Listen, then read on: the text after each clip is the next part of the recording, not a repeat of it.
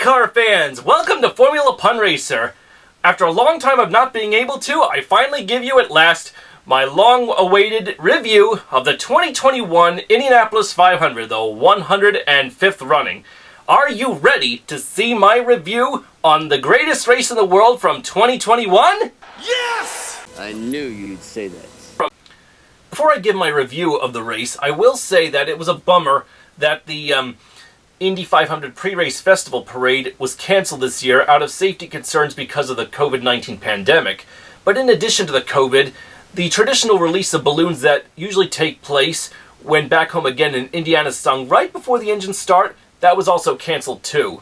And if you ask me, I think it's a good thing they did because I see it as an environmental concern because it gets in places where it shouldn't when all is said and done. So that's one tradition, in my opinion, that I don't mind that they do away with. Boo! Boo! Boo! When the green flag finally flew at the start of the Indianapolis 500, pole sitter Scott Dixon started the race by leading them into the first corner on the first lap. But when it looked like the Chip Ganassi racer might lead the first lap, Andretti Autosport driver Colton Herta, who started second, would come around Scott Dixon to lead the first lap.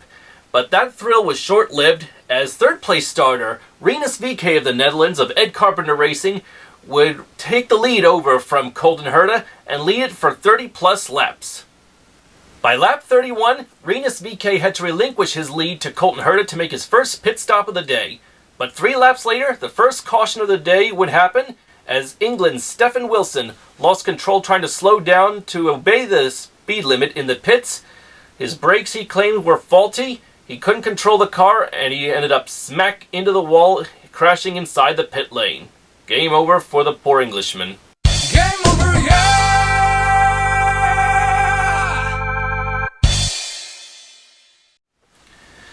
As a result of Stefan Wilson's car crashing in pit lane and the race being under yellow flag, the pits were closed at this point, and while Scott Dixon at this point had the lead, he was forced to come into pits under yellow when the pits were closed, which was for emergency refueling, which was not ideal, but he had no choice. And by the time he made it to his pit box, he ran out of fuel, which caused his car not to refire when refueled, which definitely cost him the race. The same thing happened as well to Andretti driver Alexander Rossi, so tough break for these two favorites and former Indy 500 winners. Aww. While Scott Dixon and Alexander Rossi had lost any chance of winning the Indianapolis 500, they would still finish the race, even though for Alexander Rossi, he finished 2 laps down, finishing 29th, while Scott Dixon, even though he finished 17th, still finished on the lead lap. Thank God. By lap 46, the green flag flew for the restart of the race. Colton Herta was back in the lead at this point and would lead 4 more laps before the Ed Carpenter boys of Rinus VeeKay and Connor Daly would pass by him. Rinus briefly held the lead before Connor passed him, so it was a battle of the two teammates, but Connor would lead the most laps of the race, 40 for that matter. Whoa. By lap 118, Graham Rahal was in the lead when he came into the pits for a standard pit stop. Unfortunately, during that pit stop, the left rear tire was not secured on properly, and coming out of the pits, entering in turn 2, his left rear tire came undone, and it sent him slap into the turn 2 wall.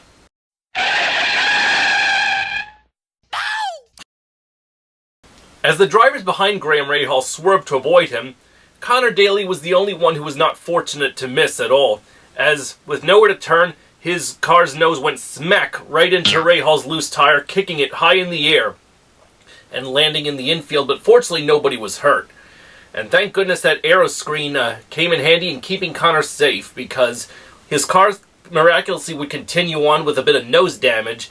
The team elected not to fix or replace the front wing, but unfortunately his momentum of leading the race would be over, although he would finish the race. As a result, this is probably what Connor saw, in his view, as he ran into Graham Rahal's wheel. Hey, where'd that wheel come from? One thing is definitely clear about that. If it was Uncle Bobby, Big, or Little Al in that car instead of Connor Daly, after a scare like that, they would probably need a change of underwear. As a result of the yellow flag, Alex Palou of Spain driving for Chip Ganassi Racing inherited the lead, but by lap 125, when the race would restart, Helio Castroneves of Brazil, driving in his first Indy 500 not for Team Penske but for Meyer Shank Racing, zipped by Alex Palou at the Yard of Bricks to take the lead, and Patricio Ward of Mexico, driving for McLaren Schmidt-Peterson, would be a close third. For the next 50 laps or so, that's how it was for these three drivers, with Ryan Hunter-Reay in the top 5 of Andretti Autosport at this point. By the time the leaders had taken their final pit stop around this time, with Ryan Hunter-Reay following suit, just like his teammate Stefan Wilson earlier in the race, his brakes gave him problems too at trying to slow down for the speed limit, and he unfortunately endured a penalty, so his chances of a top 5 finish were over. It turns out that Ryan Hunter-Reay and Stefan Wilson were not the only drivers with brake problems entering the pits. Will Power's brakes failed and he spun around but continued. But Simona Di Silvestro, she came off worse when she spun in the pit lanes. Her race was run all because her car would not properly... While Helio Castroneves, Alex Palou, and Patricio Ward made their final pit stops, Ward's teammate Felix Rosenqvist of Sweden and the defending winner, Japan's Takuma Sato of Rahal Letterman Lanigan, stayed out in the lead in the hopes that another yellow flag would occur. Unfortunately, since they were off sequence and another caution never came, with 10 laps to go, both were forced to pit, leaving the three drivers of Ward, Castroneves, and Palou to race for the win. Alex Palou was ahead at this stage, but with 2 laps to go, Helio Castroneves would get by, and despite the fact that there was a train of back markers ahead of the leaders, Helio Castroneves would hang on to take his 4th Indy 500 win. And this makes Helio Castroneves the 4th driver in Indy history to win it 4 times. The other 3 drivers to have won it were A.J. Foyt in 1961, 1964, 1967, and 1977. Al Unser Sr. won it in 1970 and 71, 1978, and 1987. Rick Mears won it in 1979, 1984, 1988, and 1991. So it is amazing to know that Helio Castroneves won the Indy 500 on the 30th anniversary of the last time a driver would win his 4th Indy 500, and there hasn't been a 4th time Indy 500 winner since then. So congratulations to Helio Castroneves, and the fact that he won it on the 20th anniversary of his first Indy 500 win, which was in his rookie year in 2001 with Team Penske. His second win came in 2002, and his third came in 2009, and 2021 he wins it for the 4th time. And for the first time, not for Team Penske. This was also not only his first race with Meyer Shank Racing, but it was also his first win with the team, and it's Meyer Shank's first IndyCar win ever, so there's never a better way for this underdog of a team to celebrate, by bringing in a guy with Indy 500 victory experience, and to give Helio his 4th win on the 20th anniversary of his inaugural victory. And what can I say? I mean, like, this guy was full of miracles.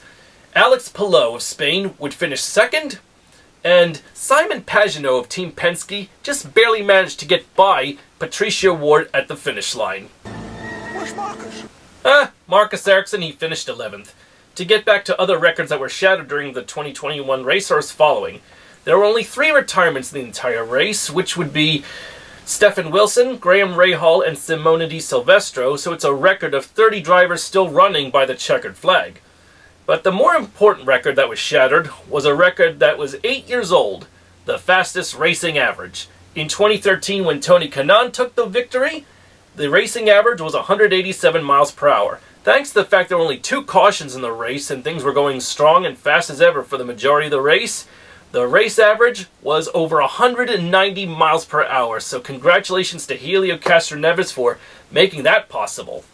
And with Helio having previous experience not only in racing victory, but also on the ABC show Dancing with the Stars, which he did very well in, strutting his stuff, I can guarantee you not only did he climb the fence, as he always does when he wins races to stir up the crowd, as some people have now nicknamed him Spider-Man on account of that, but you could say that with him showboating all over the front stretch and getting a lot of praise from other drivers for his fourth Indy 500 win, you could say he was definitely anxious to dance Toe and Helio into victory lane.